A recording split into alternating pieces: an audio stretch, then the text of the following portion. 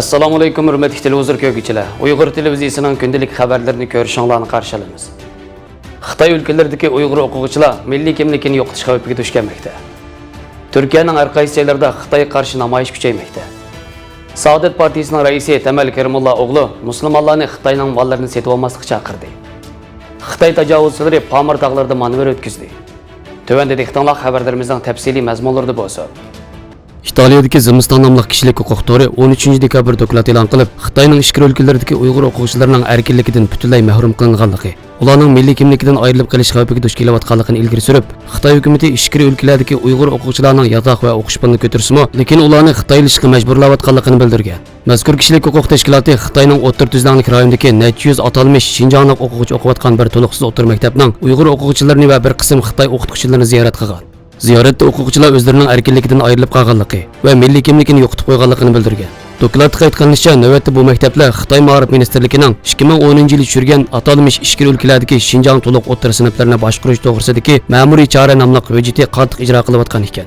Mazkur hujjatda o'quvchilarning vatanni, Junxo millatini va madaniyatini e'tirof qilishi, Xitoy sotsializm tarbiyasini kuchaytirishi, marksizmning vatan, millat, din, materializm va atizm qarashini namoyon qilish talab qilingan ekan. Dokladda ma'lum bir o'tir maktabning Uyg'ur o'quvchisining so'zi naql keltirilgan bo'lib, u biz urf-odatlarimizni fursat topsak faqat tomoq orqali saqlab kelishga tirishyapmiz degan. Bu maktabning bir Xitoy o'qituvchisi Xinjiangda kelgan o'quvchilarga majburiy mengi yuvish ilib berilganligini bildirib, ularning asosiy vazifasining o'qitish emas, balki ularga davlatni, partiyani qanday suyishni o'rgatadiganligini bildirgan. Dokladda Uyg'ur o'quvchilarining harakati qattiq kontrol qilinib, ularning sirtqa chiqishi va boshqalar bilan uchrashishiga cheklam qo'yilganligi, 20 oyda 2 soatlik ruxsat bilan maktab sirtiga chiqa oladiganligi, uzoqroq ruxsat olish uchun 3 o'qituvchining tasdiqi bilan maxsus bir Xitoy o'qituvchining hamrohligida bo'lish, maktablardagi barmoq tonish mashinalarining maxsus Uyg'ur o'quvchilarga ishlatilganligini, har xil besimlardan ko'plagan o'quvchining o'sib yetilishiga qattiq ta'sir etganligi, maktabdan chekinishni talab qiluvchilarni har bir yilga 10 ming so'mdan ortiq davlat tarbiyalash xarajati va boshqa chiqimlarni qaytarish kerakligi, amalsiz maktablar turayotganligi, hammadan muhimi Xitoy hukumat ularni qanday bo'lishidan qat'iy nazar bo'sh qo'ymaydiganligini bildirgan.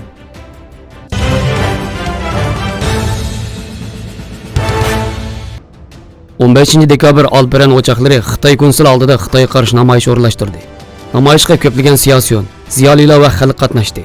Alperen o'choqi İstanbul sho'basi raisi Nailgun Sharq Turkistonda bugun masjidlarning taqalgan va ko'ngil ichish markazlariga o'zgartirilganligi, namoz, ro'za qatorliq diniy majburiyatlarni ado qilolmayotganligini aytgan Nailgun, shahid rais Muhsin yozichi o'g'lining shu so'zlarini yana bir qatim eslatdi.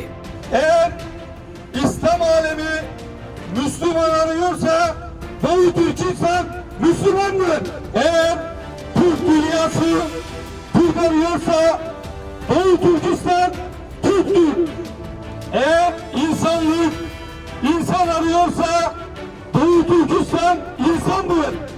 Sharq Turkiston sürgün hukumati bayonotchisi, Buyuk Turkiston darnikining boshlig'i Yusuf o'g'li Sharq Turkistonning hech bir vaqt Xitoyning himoyasida bo'lmaganligini, Yaqubxon Badavlatning Sulton Abdulaziz Xonga bayat qilishi bilan va Sulton Abdulaziz Xonning ismi bilan pul bostirganligini va sultonning nomiga xutba o'qitganligini va shu kundan keyin Sharq Turkiston Osmonli tuprog'i bo'lganligini xotirlatib, Osmonlining da'vosini qilayotgan qarindoshlarga aytmanki, u yer Osmonli tuprog'idir dedi. Shundaqla Mustafa Kamal Atatürkning agar Sharq Turkistonning beshiga bir ish kelib qolsa, u yana qo'g'danglar so'zini ham eslatdi va zulmga qarshi ovozini chiqarmaganlarga xitob qildi. Çin zalimleri 70 yıldan beri Doğu Türkistan'da emsali görülmemiş bir şekilde zulümle bugüne kadar 20 milyona yakın insanımızı ünherce katlettiler.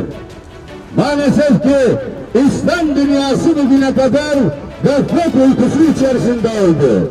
Ey Müslüman, sen Doğu Türkistan'daki kardeşinin, oradaki mazlumların, oradaki günahsız yere katledilen o sabi çocukların sen davasını savunamadan cennete mi gireceğini zannediyorsun?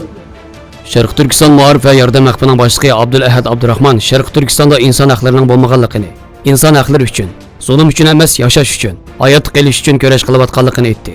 Va biz bu yerga Sharq Turkistonda zulm bor, kamplar bor, qizlarimizning, onalarimizning ipiti dafsanda bo'layotdi deb kelmadik. Biz bu yerga haq da'vos qilish uchun keldik. Sharq Turkiston bizning haqqimiz, bizning tuprog'imiz. Bu sabab bilan biz har zaman bu maydonda bo'lamiz dedi. Namoyish Alperen Qasimiy va Turkiya istiqlol marshi bilan oxirlashdi. Alperen Türkiye işçi olarak, Alperen Türkiye işçi olarak, komünizme, komünizme, faşizme, faşizme, siyonizme, siyonizme, her Şunun bilan bir vaqtda 14 dekabr Samsunda Alparan ochiqi, Türk ochiqi, Sharq Turkiston yangi nesil jamiyati qatorliq ko'plagan tashkilotlarning birligida Xitoyga qarshi namoyish olib berildi. Namoyishga izchilar gruppasidagi yoshlar qatnashgan bo'lib, 500 dan ortiq qatnashuvchilar ovoz qo'shgan, Uyg'urlarga vakolatan so'z qilgan Abdulla O'g'iz Sharq Turkistondagi Uyg'urlarning bugun tortayotgan zulmini keng xalqqa anglatdi.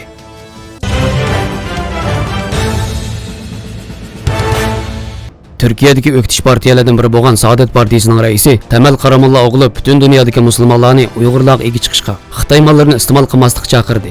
Temel Karamolla o'g'li 11 dekabr kuni Saadet Partiyasining markazida o'tkazilgan muxbirlarning kutilish yig'inida Uyg'urlar to'g'risida maxsus so'z qilib, Xitoyning Uyg'urlarga yurgizayotgan zulmlarga qarshi butun dunyodagi islom davlatlarining harakatga o'tishi, barliq musulmonlarni Xitoy mollarini setib olmaslikka, boyqut qilishga chaqirib, bundan keyin sukut qilib turmaydiganligini, hozirgacha bu masalani jiddiy ravishda ko'tarib chiqmasligimizning sabab Xitoyning bu siyosatidan voz kechadi deb o'ylayotganligi.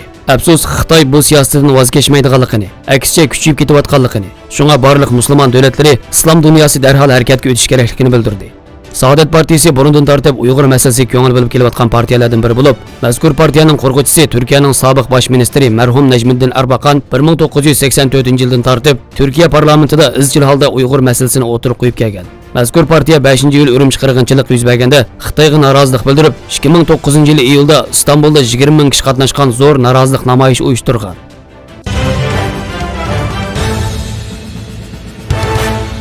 On 12 dekabr kuni Xitoy davlatlik televiziyasi bo'lgan CCTV kanalida tarqalgan xabarlarga asoslanganda Xitoy armiyasi Sharq Turkistonning g'arbiga joylashgan Pamir egizligida harbiy manevr olib borgan. Bu manevr dengiz yuzidan 4000 metr egizlikda 7 kun davomlashadigan bo'lib, tarqatilgan sim ko'rinishda Xitoy askarlari egiz tog'larga chiqish, muz daryodan o'tish va uçquchsiz aeroplan uçurush mashqlarini olib borgan.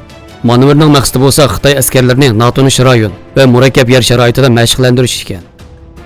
Xabarlarimizni ko'rganingizga rahmat. Ko'rishguncha omon bo'linglar. Xayr xo'sh. Allohga omonat.